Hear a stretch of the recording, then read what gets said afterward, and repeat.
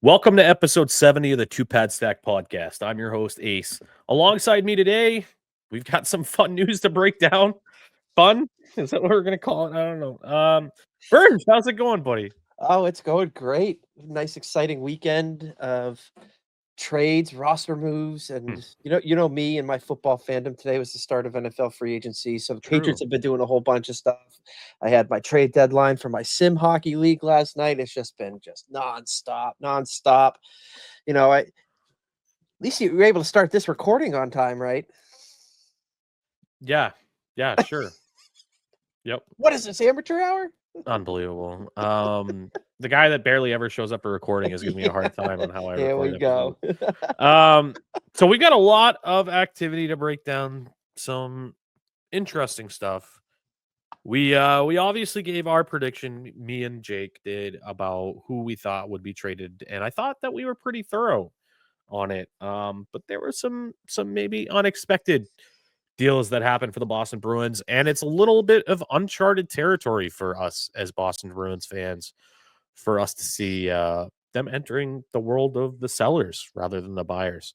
So we're going to break down each individual trade, give our perspective on how we think that the front office did, and then we're gonna save the big shebang, the very last one that came through, with the captain Brad Marchand being dealt for the Florida Panthers for the very last part of the show. So no studs and duds. This is just going to be strictly a trade deadline fallout episode. Hence the name for today's episode being Fire Sale. So, in the spirit of fire sale, why don't we just get started and start breaking down some trades? Let's do it. Trade number one, and this was before the deadline. The Bruins traded the player that we all thought was going to be going. I thought he was going to St. Louis personally, but it seemed like Don Sweeney opted to send him to the top return that you could get out there.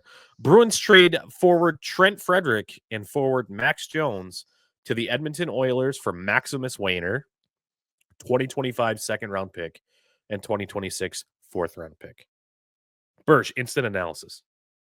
I think this got the deadline started off on the exact direction I wanted this team to take. Player that you really didn't have a future with beyond this year gets shipped out to a contending team, which I think, when we talked last week, that's kind of where we were saying. In fact, I think you were the one that kind of called that it was going to be Edmonton that they were going to go to. Yeah. Um, this team has been so deprived of draft picks, with all of the buying that they've done seemingly for almost a decade. It's been almost a decade that they've been constant buyers, and they're restocking the cupboard a little bit, trying to recoup some assets that they shipped out for their unfortunate failed playoff runs over the last couple of years.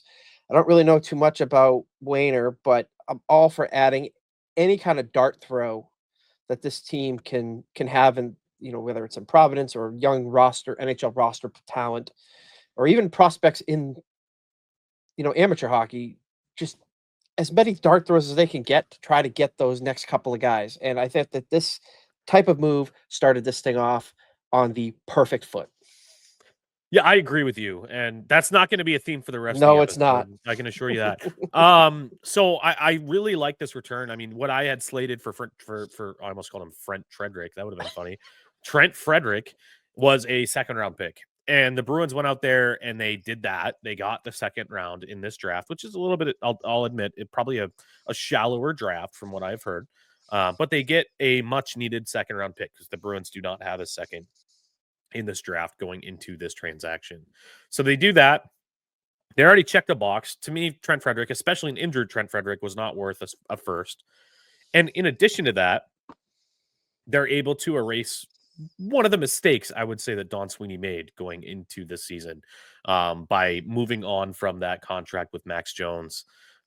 Max Jones was signed to a 2-year, $1 million per season contract. So he was under contract for next season. And it became abundantly clear that he was not going to find his way into the regular lineup here in Boston. So Don Sweeney was able to move that contract out.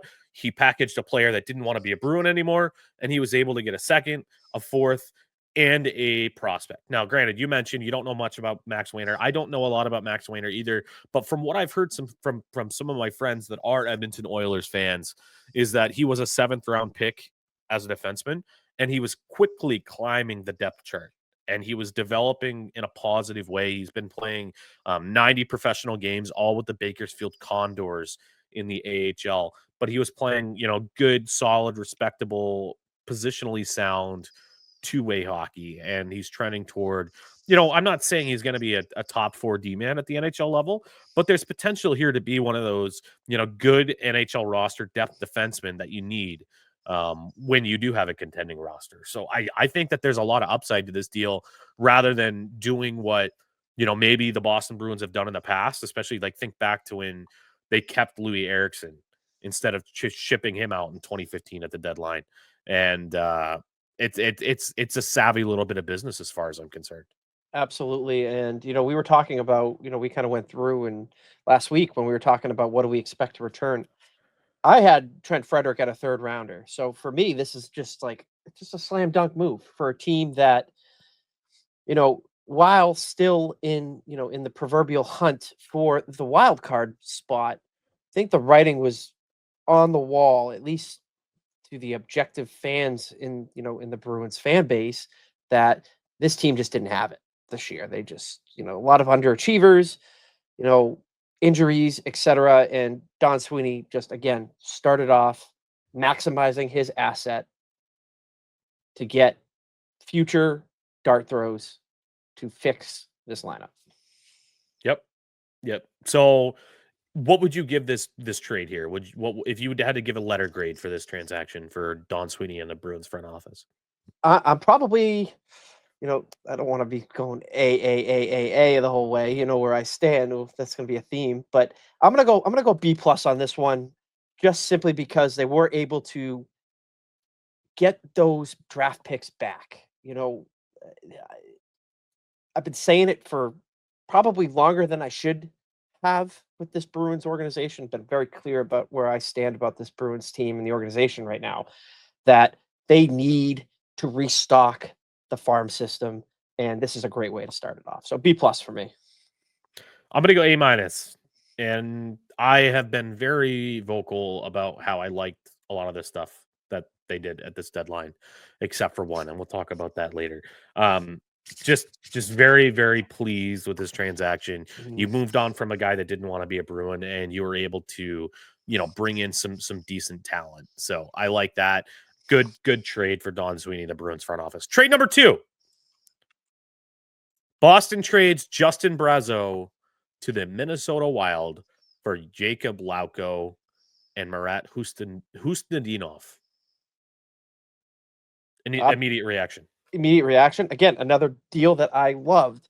Brazeau was a guy that I think exceeded a lot of people's expectations in Boston when he got his call up last year, and kind of really carved himself a role, and was probably getting to the point where he was going to be priced out for what the Bruins were going to be willing to pay him going forward. And I'm glad that they didn't commit money to him. You bring back a, former fan favorite in Jakub Lauko. I don't know how much of he was a big piece of the return in this trade. But, always good to have familiar faces back. They obviously needed to be able to field an NHL lineup after, the flurry of moves that they made. So he's a guy that can plug in. And then, I think the real prize of this entire trade was, I'm not even going to try to say his last name, but Marat Hustadinov. Yeah. Hustadinov. There you go. Okay. Butchered that one. Jesus. But, he's a former 2nd-round pick playing NHL minutes. Nickname Kuzi. Kuzi. I like that. I'll just start calling him Kuzi or Marat. But he's a 2nd-round pick. Been playing a lot of NHL games this year for the Minnesota Wild. I'm very interested to see where he's going to slot into this Bruins, the Bruins' future plans in terms of, where he's going to fit in the lineup.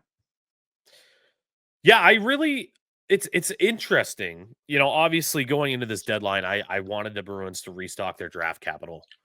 But it's abundantly clear that there's still the foundational pieces for this team to be competitive for the years beyond.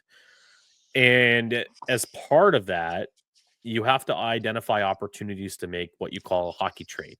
And if you're not familiar with what a hockey trade is, it's really when it's just going to be, one player of one type going out and another player of another type coming in. And there's no draft capital exchange. It's just a legitimate trade instead of, draft capital. So it's obvious that the Boston Bruins, it was widely reported that, Emily Kaplan from ESPN came out and said that the Boston Bruins and the representation for Justin Brazeau were very far apart in contract negotiations. And it seemed like Brazeau has maybe, and which is his right. He's had, a productive stretch here. It seems like he's trying to get, compensated, but in accordance to other players that are producing a similar amount. And the Bruins are looking at, his on ice performance compared to, obviously his actual productivity. And they're saying, hey, we recognize all the goals, but does that actually warrant the contractual ask that you're asking for? And they obviously made the conclusion that it did not. It looked like it was, after, a terrible season that we're having offensively for the Boston Bruins. It looked like they were just ready to move on. And instead of letting Brazeau walk to the market for nothing, they were able to move him and pick up a familiar face with term to bring back on the fourth line, a fan favorite, Grapes. And then somebody with some upside. He's only Marat Husnudinov, I believe, is only 22 years old, which is fantastic. That's a young player with speed, a little undersized center. But you also look at, we've talked about it before, it's time to bring in youth. And what can make a Georgi Merkulov more comfortable than a fellow Russian center that he can just play alongside? That makes a lot of sense for where this team is at. And I really, really, really like the transaction here because Husnudinov is also a restricted free agent. So the Bruins are able to come to an agreement with him. You can even go to arbitration. It's not like he has a tremendously high number of points over in the Minnesota Wild system. There's a lot of upside here and a lot of opportunity to, build this roster for the future state, just instead of letting a guy like Brazeau walk in for nothing. So I'll throw it over to you, Burge. Any other thoughts, or would you like to jump in and give your grade? Yeah, well, the last thing I want to say is getting something for a guy that was not part of your future plans. And that is what this move is. Yeah, I'm like you. I really want to maximize draft capital, but getting a guy who's 22, a former 37th overall pick in the NHL draft, playing NHL minutes regularly, the upside factor there is pretty high. And, at the end of the day, if he doesn't pan out, well, you were going to let Brazeau go for nothing anyways. And you don't have to wait for an 18-year-old kid to develop to the point to be able to make an NHL roster if they had gotten a draft pick for Brazeau. This guy is going to come in. You're going to get a real good look at him. You're going to find out what his role is now. And he's going to be, I don't want to say an immediate piece of the future, but,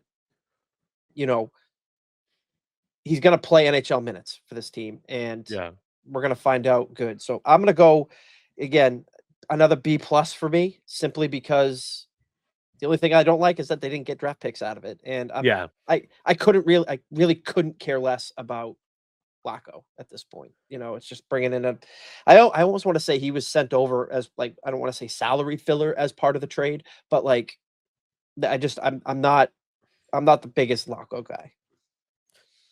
Yeah, I thought it was interesting to bring him back because I had thought that there were multiple trade requests to get him out of Boston, and now he's back. So maybe the grass isn't always greener on the other side, and he had to change his heart or whatever. But he's saying all the right things. The immediate aftermath, he goes on Twitter and he drops the Abe Simpson with the hat, walking back into the house.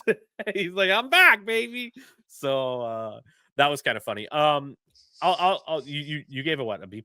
Yeah, I'll go B. Because I really would have loved to get like a 4th round pick or a 3rd round pick in this transaction too. But former 2nd round pick, you can't complain. Husnudinov already played a game in the Boston Bruins uniform, and we'll talk about that game briefly before we wrap up today's episode. But he looked serviceable. He looked like there's upside here. So I'll go a solid. I'll go a B. Beautiful. Trade number 3. And so it begins. Today is officially the deadline. And the Bruins are sitting on their hands. There's not a lot going on. Twitter is blowing up. What is Don Sweeney doing? They're not doing anything. It's too quiet. Don's not going to trade anybody. It's a seller's market. This isn't good. All of a sudden, you get a Fluto Shinzawa tweet that gets shot across the bow. Charlie Coyle has been traded to the Colorado Avalanche. And now I'm sitting here and I'm like, it's like that Lord of the Rings gif. So it begins. So it begins. Yeah, you were live when this dropped. Yes, we were live here on YouTube and on other platforms, on X and everything, and Twitch. It was wild. I knew that this was going to be the beginning. As soon as I saw that it was Charlie Coyle, I'm like, that's not a deadline guy that you're dumping. It's time to really retool, and we're hitting the roster here. So Charlie Coyle, we'll break it down here. Charlie Coyle gets dealt alongside a 2025 5th-round pick to the Colorado Avalanche for Casey Middlestat, Will Zellers, and 2025 2nd-round pick. Immediate reaction, Berge, go. Loved it. Loved every possible thing about this trade. You're proving that you're going into the fire. So you're going into the retool. You're going into the rebuild. Something that has been long overdue for this franchise, despite the fact that they overachieved and had those, that record-breaking season and everything. The Bruins, they've been there contending for, like we said, the better part of a decade.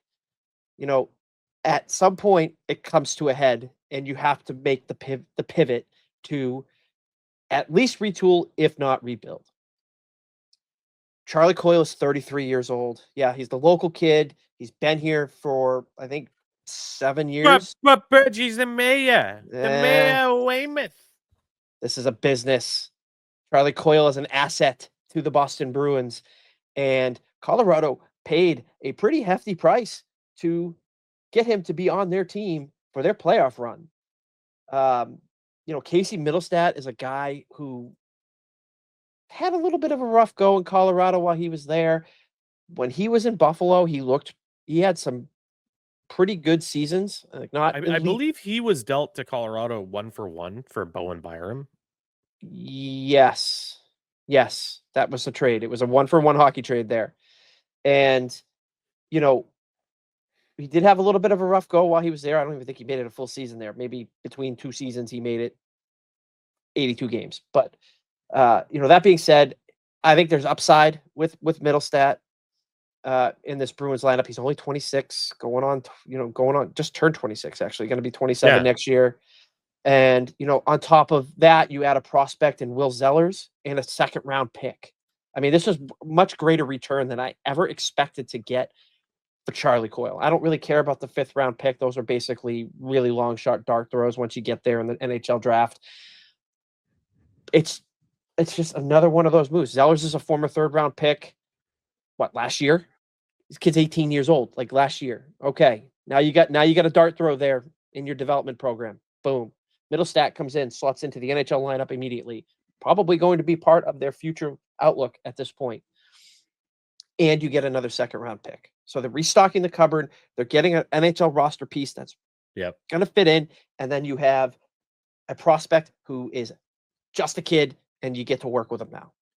All for a 33-year-old center who, when he signed that contract with the Bruins, I think a lot of people expected him to take the step to replace Krejci in the lineup. Mm-hmm. That never really materialized. Mm-hmm. He's a good 3rd-line center, is probably the best role for him. And getting this return for a 3rd-line center who's 33 years old, slam freaking dunk. Yeah. No, I agree. I mean, when I was looking at these players here and I was looking at players with term that could be moved, Charlie Coyle was one of the players I kind of circled here. I thought it never quite made sense, especially with the place that this team is at. The Bruins need top 6 centers. Charlie Coyle's a 3rd-line center. Mm-hmm. He's a third line center, and he's paid like a second line center. And the current state where the Boston Bruins are at, it just doesn't make sense to have Charlie Coyle. It's going to take a little bit of time to get where they need to go. And a 33-year-old Charlie Coyle doesn't have time to wait for the Bruins to get where they need to go. So it made sense to move on from him. I really like the idea of buying low on Casey Middlestat. I mean, he was drafted in the first round by the Buffalo Sabres in 2017, 8th overall. He really never fit in Buffalo. He was slotted in a defensive role as third line center, and he was struggling because he's more of a creative, offensively gifted player. I mean, he was there. I mean, you don't draft somebody 8th overall without aspirations of him playing regular minutes in your top 6. So, although I will say it's a lot of fun to go back into that draft year and look at the memes of him failing to do one pull up. That's very humorous to me. I still love those. But yeah, I really like this. I think Casey Middlestat has an opportunity to be a middle 6 center. Still, I mean, put in the right place. Maybe even, if David Pastrnak can make Pavel Zacha look like a competent number 1 center, maybe Middlestat can play with David Pastrnak, and he can play with Morgan Geekie on the wing and still produce good numbers. So I really like this deal. Coyle was a guy that I thought could maybe get a first if there wasn't a player like Middlestat involved. He could probably fetch a first in an isolated situation, but I really like this return. That second round pick is good. Middlestat is a much needed roster player with the moves that they're making with the personnel going out. And Will Zellers, he was a third round pick, but don't look now. He was leading the entire USHL in goal scoring.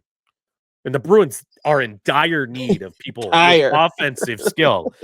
And I'm not saying it'll absolutely translate to the NHL level, but at least there's signs of life for this guy. It's not a Johnny Beecher where they draft him like, oh, he's got good bottom 6 skills. And Trent Frederick, we foresee him to be a 4th line guy.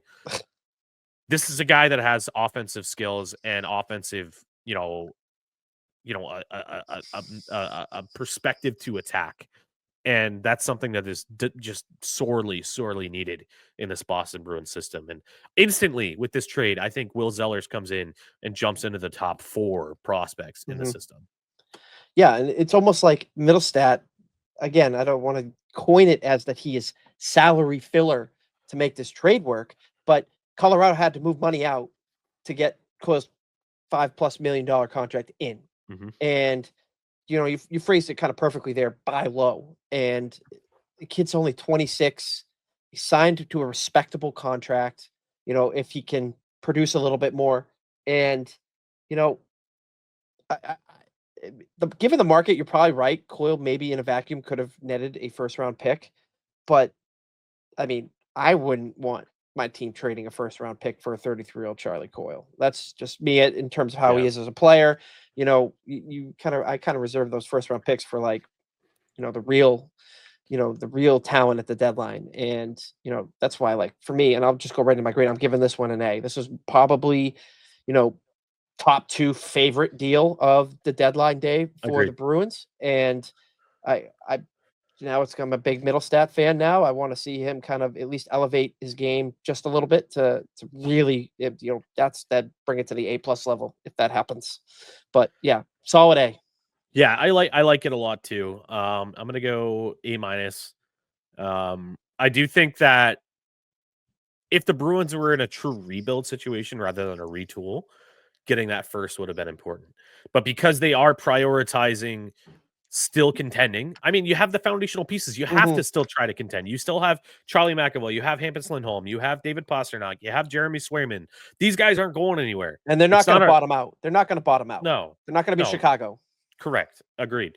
So I really like it because you're able to supplement the core that we have, fill a hole that really needs to be filled, and still add important draft capital in a place that you need to add. So check. A-. The only way you could get an A+ in this situation is if you really knocked my socks off and got like a crazy prospect here. But this is just everything. Maybe I'm grading too harshly. Maybe this is an A+ for me. I don't know. It is a great trade for Don Sweeney in the front office. Speaking 100%. Of great trade for Don Sweeney in the front office, are you ready for the next one? Oh yeah. Trade number 4. Boston trades Brandon Carlo in the division to the Toronto Maple Leafs for Fraser Minton, 2026 first rounder, and a 2025 fourth round pick. Instant reaction, go. I don't love that it's in division to the team that I hate the absolute most. Hmm. But that being said, I had kind of,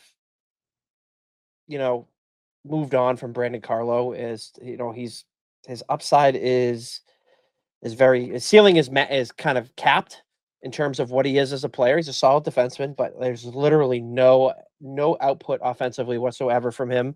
And in today's NHL, like you really want to get that offensive production from your back end. But this is a situation where the Bruins add a first round pick in 2026. Um, yeah, it stinks to see him go to the Leafs, but at the same time, this is them fully committing to the retool. The group that they had in the building, they've reached their ceiling. They've been through multiple coaches. They've been to multiple playoffs and didn't get it done. Time to make the change. What better way to send them to the Toronto Maple Leafs? Bruins have a pretty good track record of winning trades with the Toronto Maple Leafs. You go back to 2006 when they basically got their winningest goalie in the team history. I know you don't like hearing that, but Biggest loser. they got him for Andrew Raycroft, who was already declining, which was an absolute steal. Then you had the Phil Kessel trade, where they end up netting 2 high draft picks out of that trade, which turned into guys that unfortunately didn't stick around here for too long. But they end up getting a cup after that trade, and they have a pretty good track record of dealing with the Toronto Maple Leafs. And I think Brandon Carlo, he'll have some success there in Toronto, but I don't think, based on what I saw, like the Toronto media talking about him, it's like they got this great defenseman. That's because they've been so deprived of really good defensive defensemen up there in Toronto for a long time. I think that this was the right time to move on from Brandon. And, he's a great Bruin, but time to move on. And again, I love what Donnie Sweeney is doing. Love it. Yeah, the fact that they traded Charlie Coyle was the big indicator to me that this was something that was seriously on the table. So Carlo obviously had term. He was outside of Brad Marsh and Brandon Carlo was the longest tenured Bruin on their roster. But as soon as I saw Carlo move, I was like, oh, Brandon Carlo's young. Coyle moved. I was like, Brandon Carlo's young. He's got some term. He's signed to a deal, especially with the cap rising, that can be palatable and digestible by other teams. This is a guy that could also fetch a first. And in a team that direly needs to restock the cupboards and a team that's really strong defensively when everybody's healthy, not right now, but when everybody's healthy, this is a deal I could see the Boston Bruins making. And they did it. I would have preferred it to not be in the division, but it's obvious that they went with the highest possible return. Which you have to do. You have to do that when Yeah. you're going through this. You have to. You have to check your personal bias aside. Don't worry about how it's going to negatively impact you. You have to worry about how it's going to positively impact you. And I really, really, really like this deal. They get the first, although it's 2026, which is potentially a positive thing here because the Leafs are going to be really good this year. They might regress next season. And 2026 is going to be a deeper draft than what 2025 is already. And then in addition to that, they get Fraser Minton, who is widely regarded as one of the top prospects that the Leafs had in the system. I consulted one of my Leaf fans buddies, and he was telling me that he's probably not somebody that projects as a top line center, but second line center, third line center, maybe, middle six potential, which the Bruins are going to need that. They're going to need that. So I looked him up here. He's from BC, he's Canadian. The description that they have for Fraser Minton for Bruins fans that aren't familiar with his game, shooting and physicality are Minton's defining skills.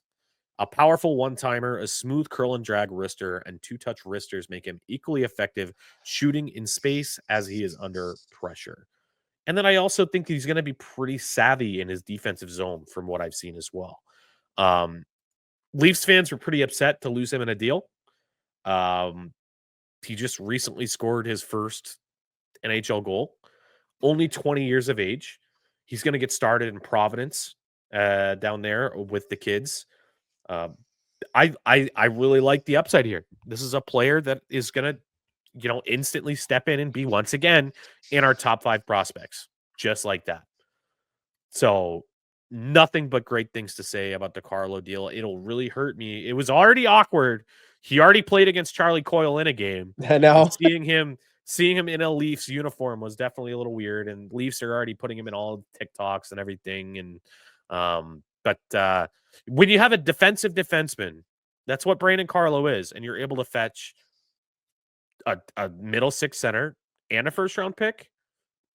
That's money, especially in the place the Bruins are in right now. That's money as far as I'm concerned. And a 4th round pick. And the 4th round pick. That's just gravy at that point, baby. Yeah. Gravy. Grade. Give me it, Burge. Grade. It's gonna be another A- for me. Would have been an A if it wasn't the Leafs. But the return, again, this has been the sentiment of my stance on this entire thing, is they are restocking and committing to this move. There's no half-ass approach to this where maybe they trade Coyle, keep Carlo, keep this guy, keep that guy, trade this guy. They're going all in for the retool. And I love adding, again, professional young talent, no matter who the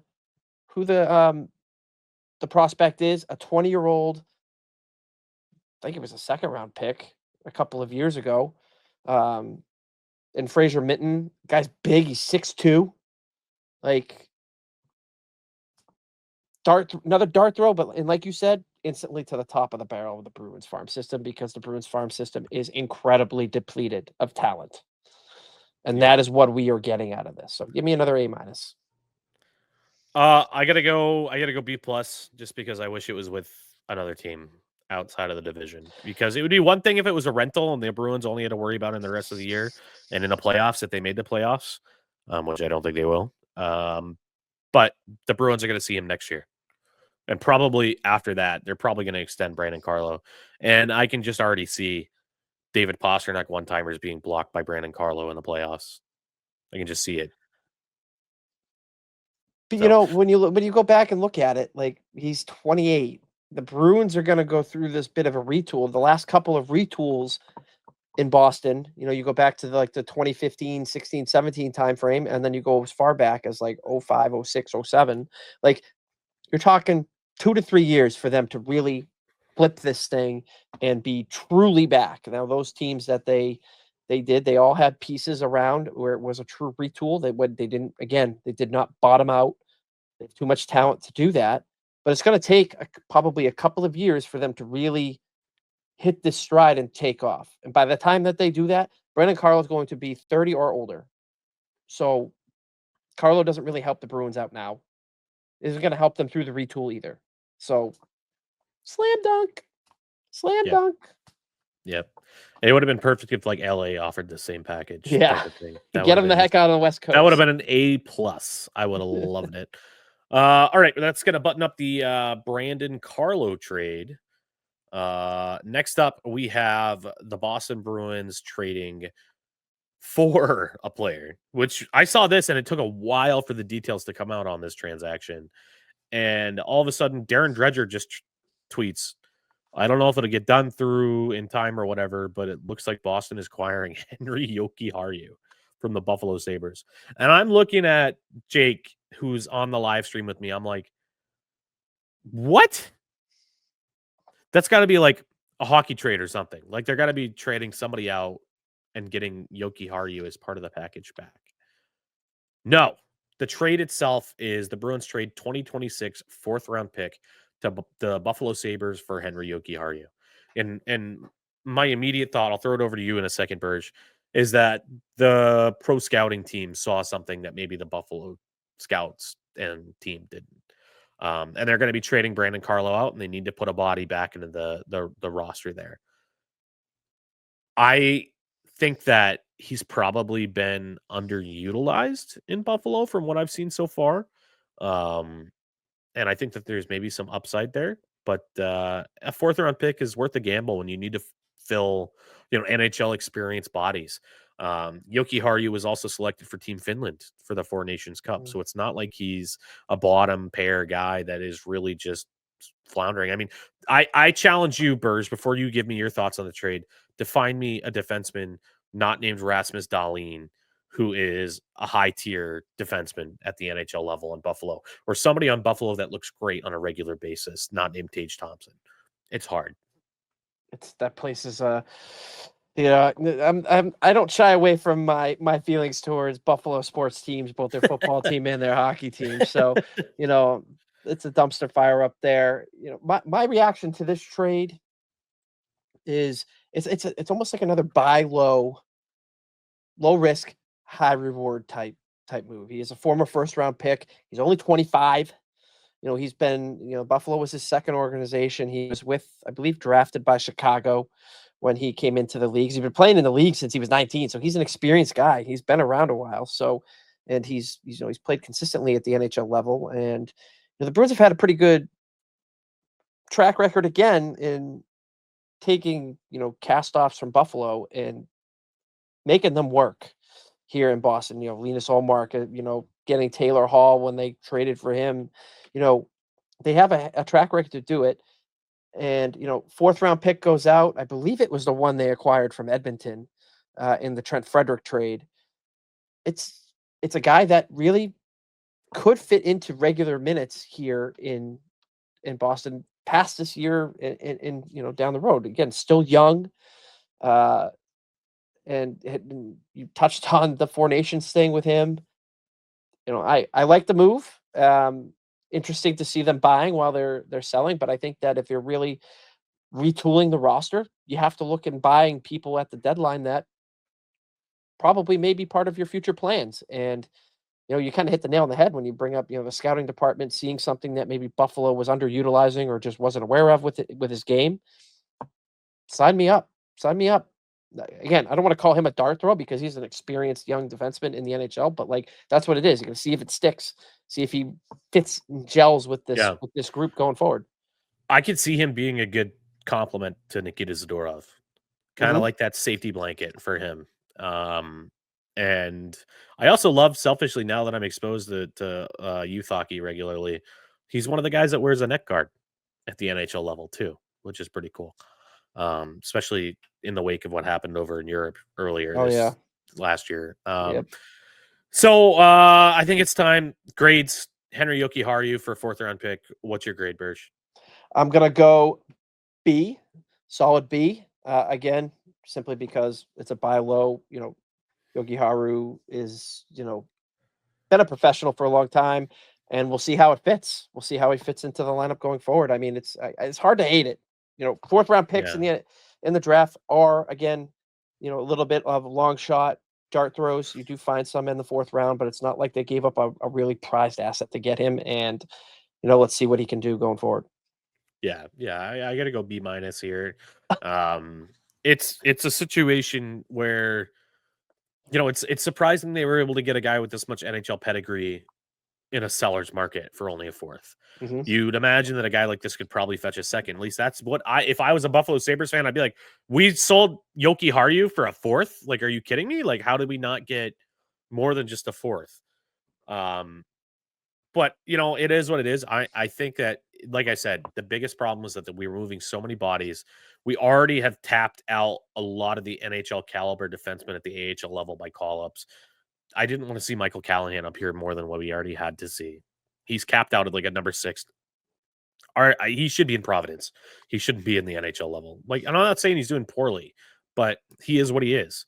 It is what it is.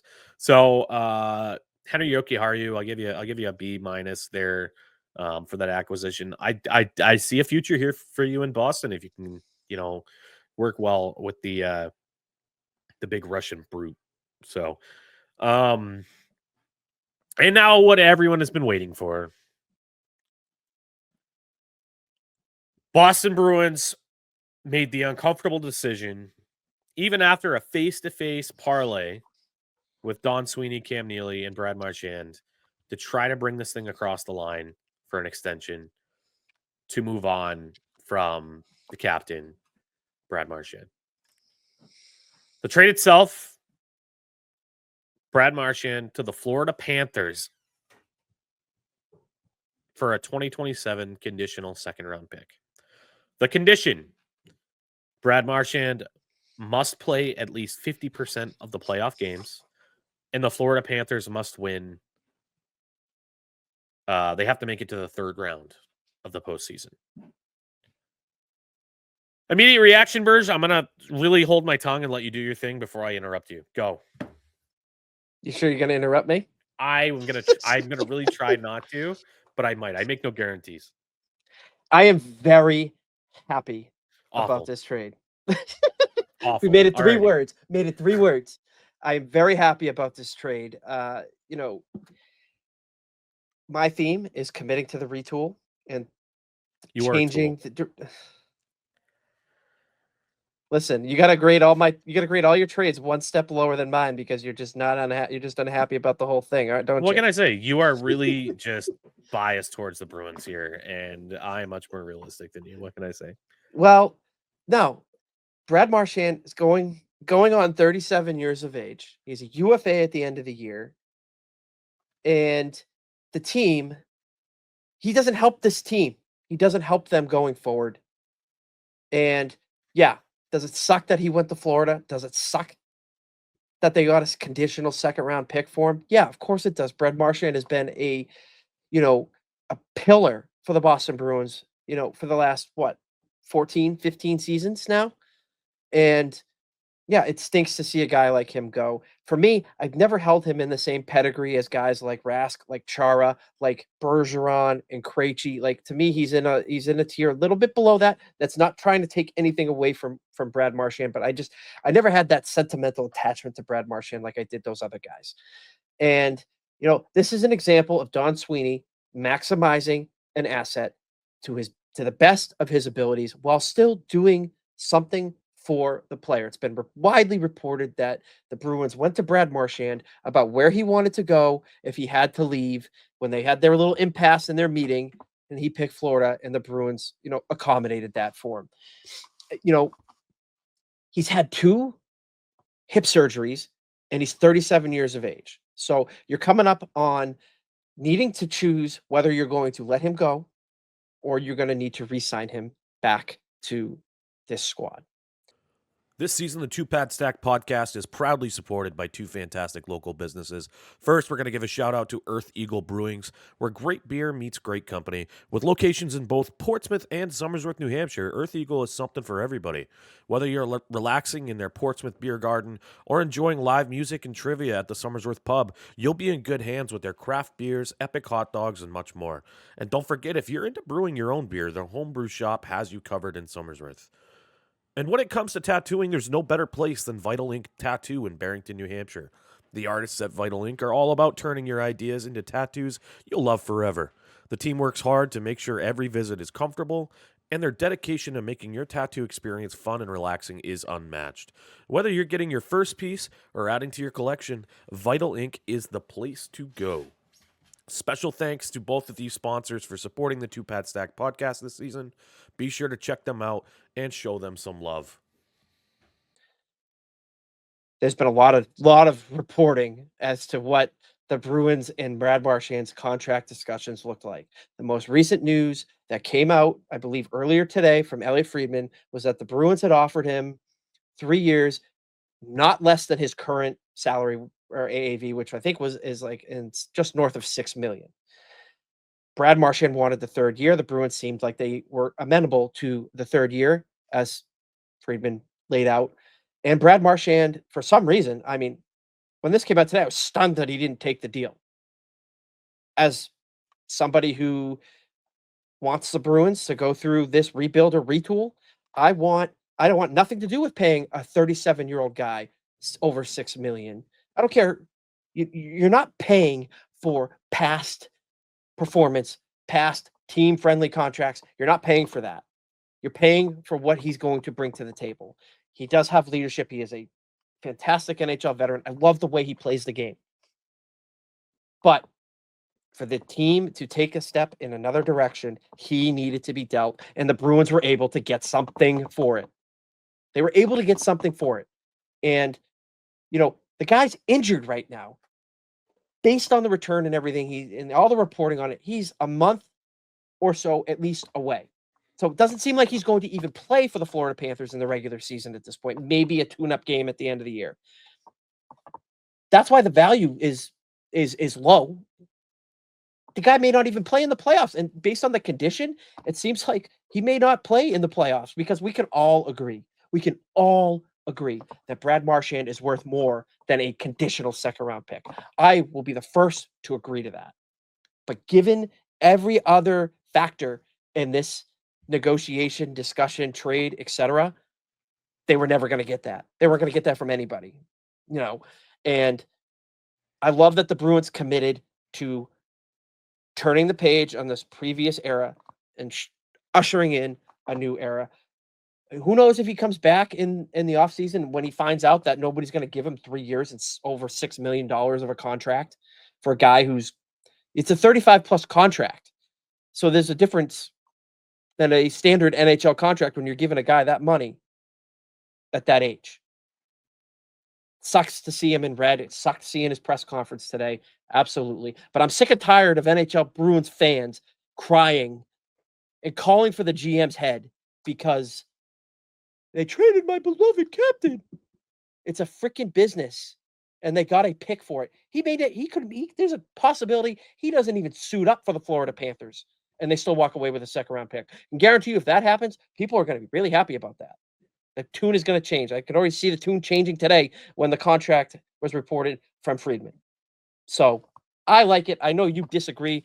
I hope we yell at each other and get it out of our system. But that's where I am. I'm happy that they committed to it. Go ahead. I agree with them making the decision to trade Brad Marchand. Based upon them trading away Charlie Coyle, based upon them trading away Brandon Carlo, they were punting the football down the field. They were collecting their assets to go at it again. What I do not agree with them is trading him in division for a terrible return. That second round pick is 2027. That's 3 drafts from now. 3 drafts from now. And then that's only if he doesn't perform. If he does perform and he goes in there and actually plays that game, that first round pick that they get in return for him is going to be 4 drafts from now.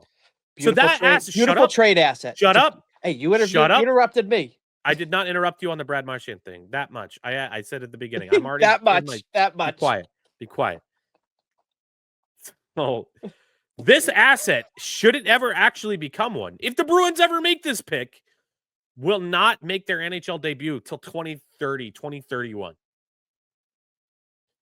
The Boston Bruins were said to have multiple fits in transaction partners for Brad Marchand. Even Chris Johnson, the night before the trade deadline, said that it was likely that Brad Marchand was going to be dealt to the West. You have Frank Saravalli coming out and saying on What's Chaos that if the Bruins decide to trade their captain, it will be for a haul. A haul. What does a haul mean when you have the guy that's probably one of the top scorers, not named Mikko Rantanen, available at the deadline? That means a first-round pick. That means a prospect. That means that means the Charlie Coyle return. That's what that means to me. And what happens?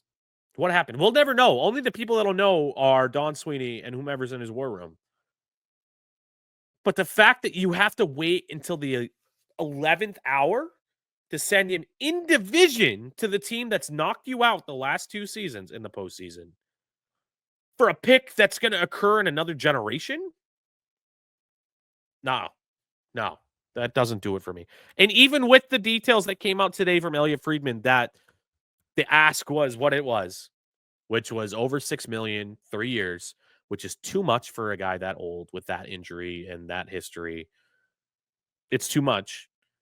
Even then, just out of principle, as a general manager, I would let him finish out the season with my team and walk, because I don't want to give the impression to other general managers that, hey, just because my player wants to go to you, you can bend me over the table. We're competitors.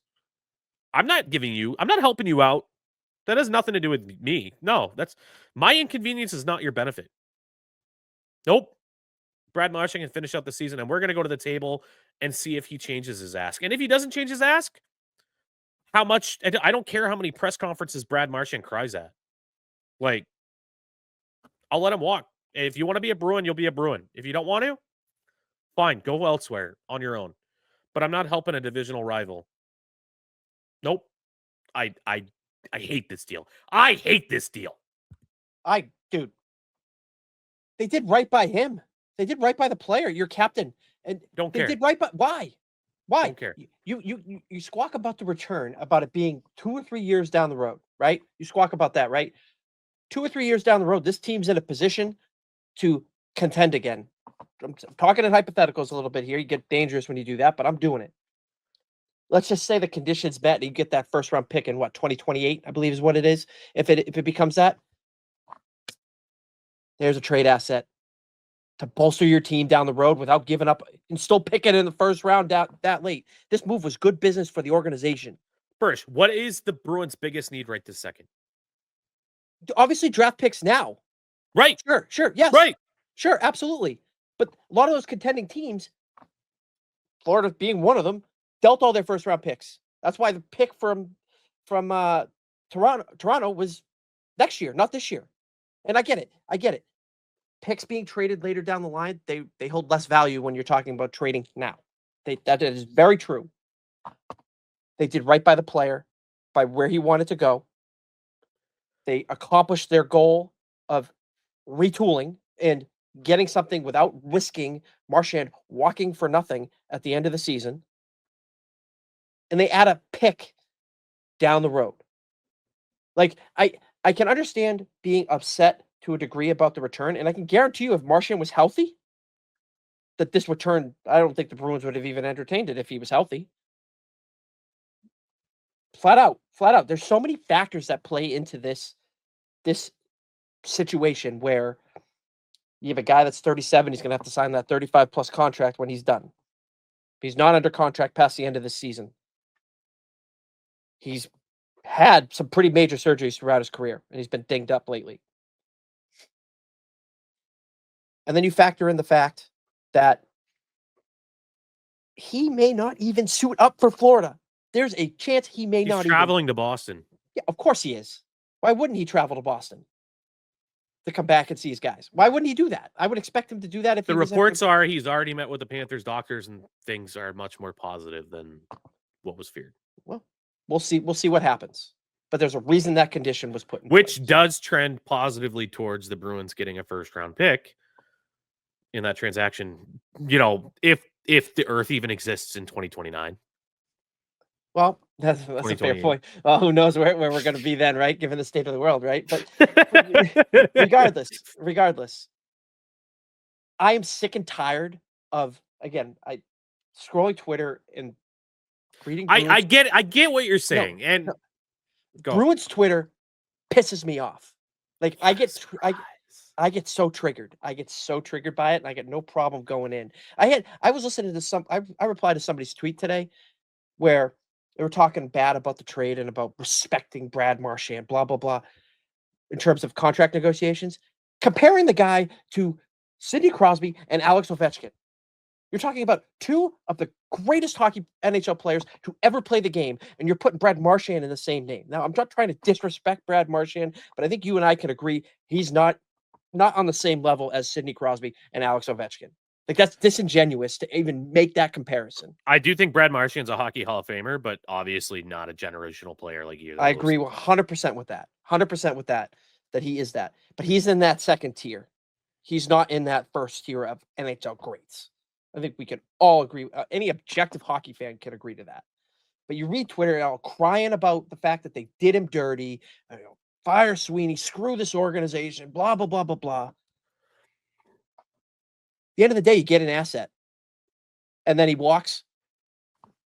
You still have a chance he comes back. I'd say it's unlikely, and I don't really want them to entertain it at this point. They've kind of made their decision. Let's turn the page and move on to the next chapter.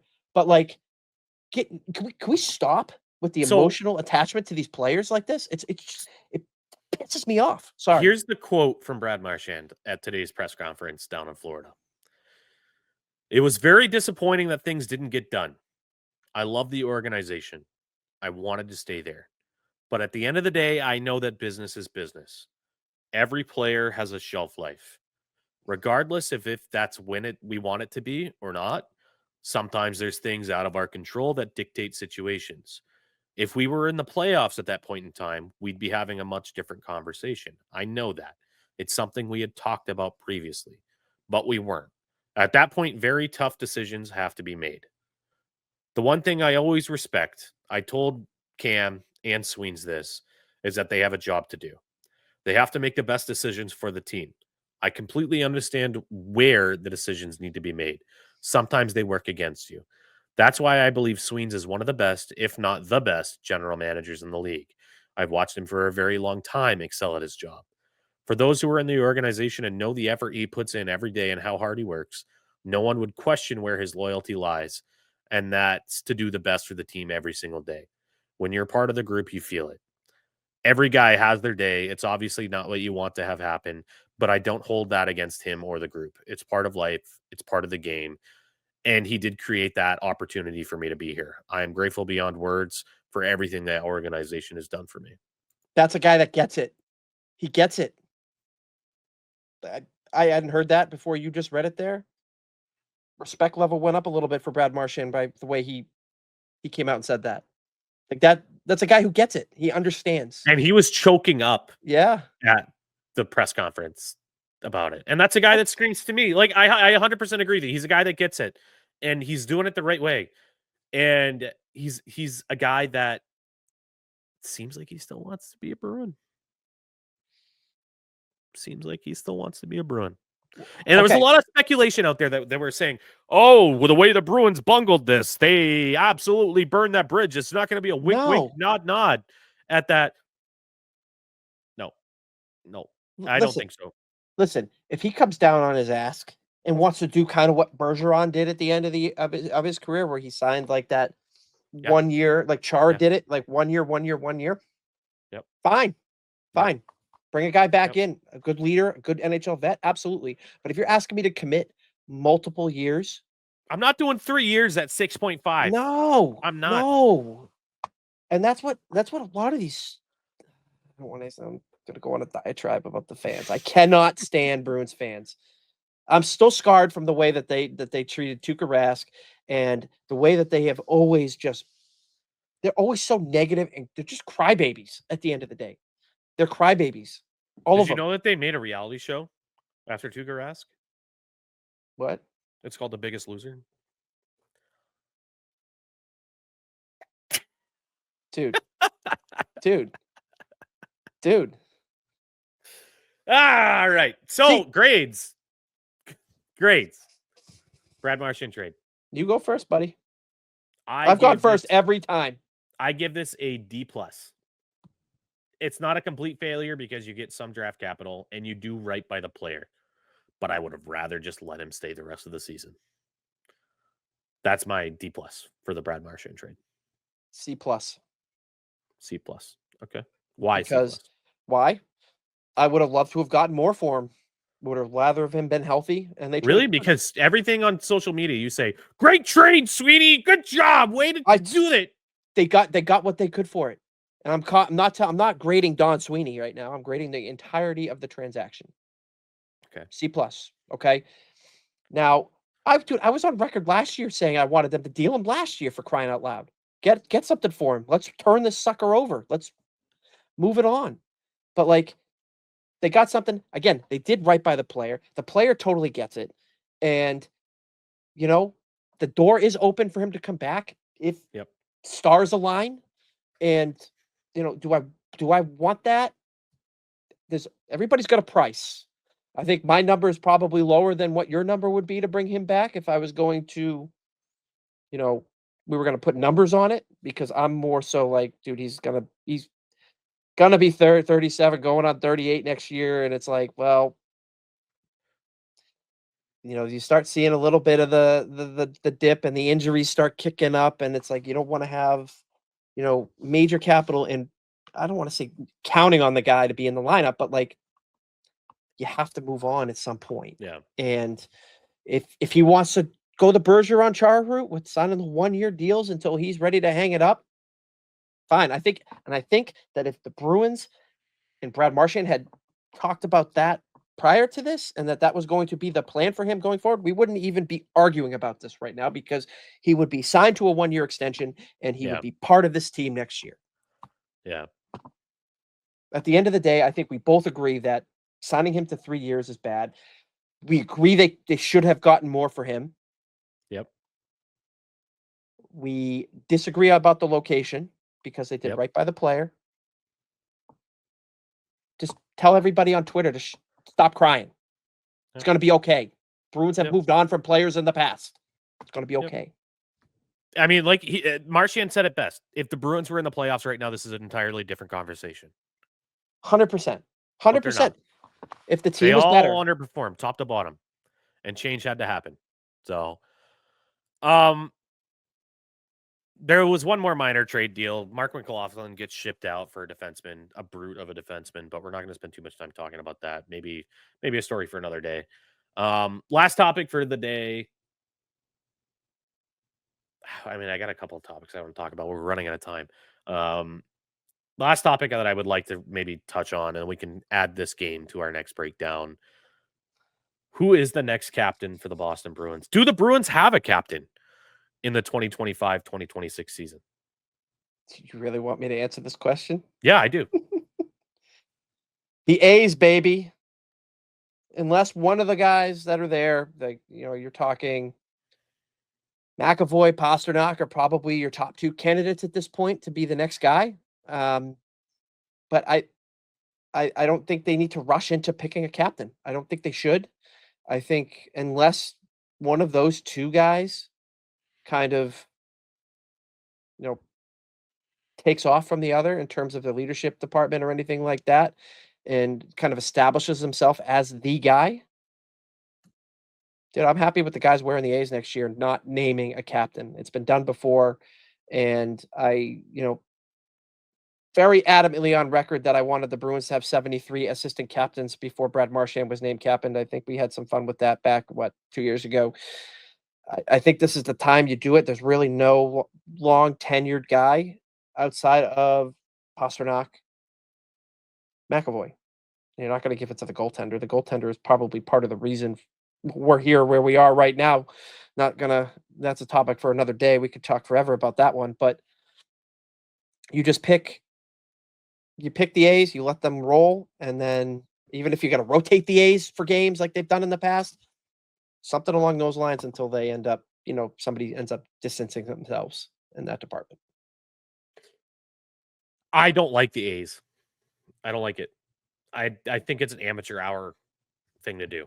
I think that if the Bruins were rebuilding, I could do the A's thing. But the Bruins are retooling. They're trying to go right back at it next year and try to make the playoffs and go as far as they can. At that point, I think you need a leader. And call me xenophobic, call me whatever. I do think that Pasta's slight language barrier is still a little bit of an issue. I think he's member of the leadership core. I love David Pastrnak wearing an A, but I think of Charlie McAvoy as the spiritual successor to leadership in this team. And you saw that Team USA agreed with that. Team USA gave Charlie McAvoy an A on his jersey. Father-in-law. Best on best. Maybe it's a little bit of nepotism from his father-in-law. I don't know.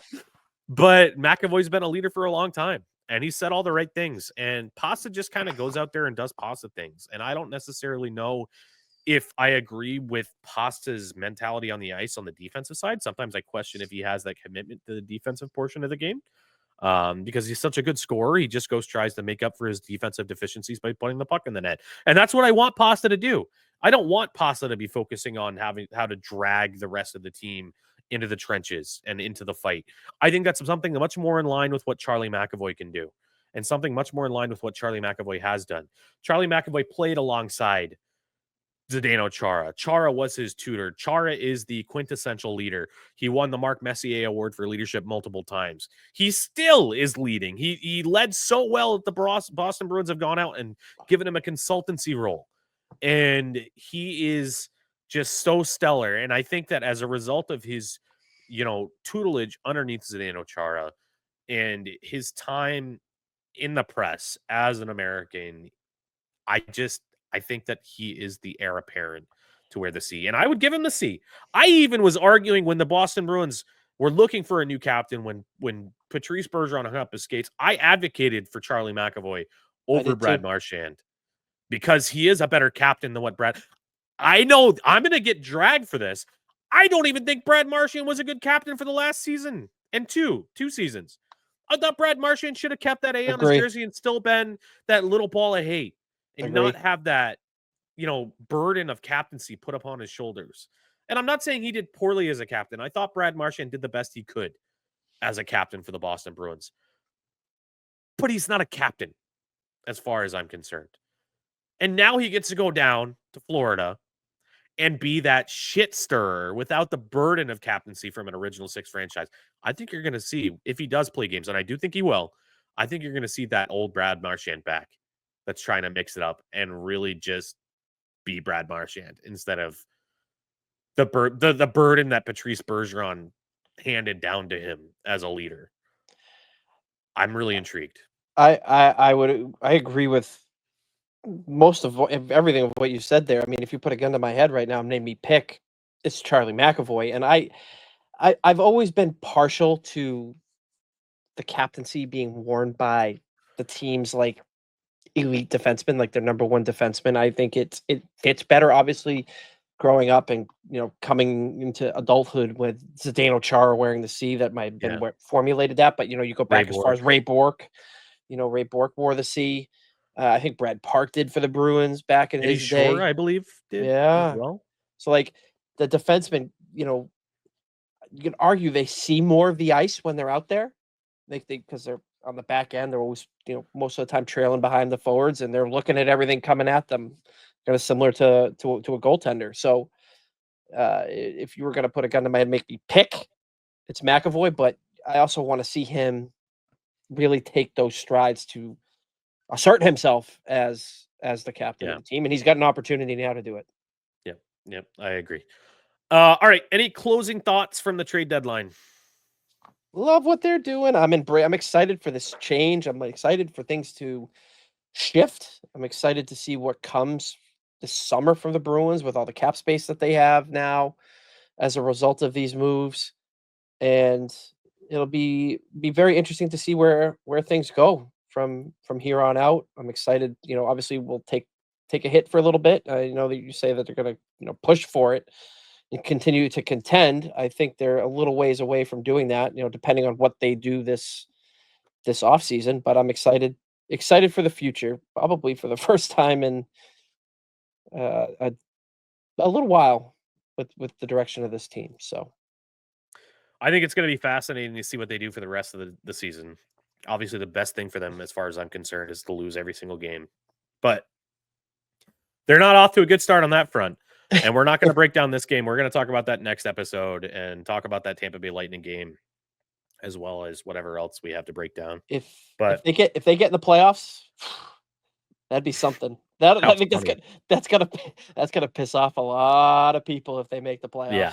A lot of people are gonna be mad. Twitter's gonna be crying. I think it's going to be fascinating to see what they do with the draft too. Are they going to keep the players that they have under contract, or are they going to ship out the Pavel Zakas, those types of guys too, to get more draft capital? It's going to be a really interesting thing to monitor. But that's going to do it for today's episode. Burge, buddy, I appreciate you coming here to break down these trades with me. It was a lot of fun. Maybe we didn't disagree as much as we maybe thought we would. But to you, the listeners, we appreciate you. Appreciate you hearing us out. Make sure to check us out on our website. Check out our merch. We have merch available on our website as well. We have a YouTube site, so the podcast is available in video form as well. And we'll catch you guys next week. Until then, peace.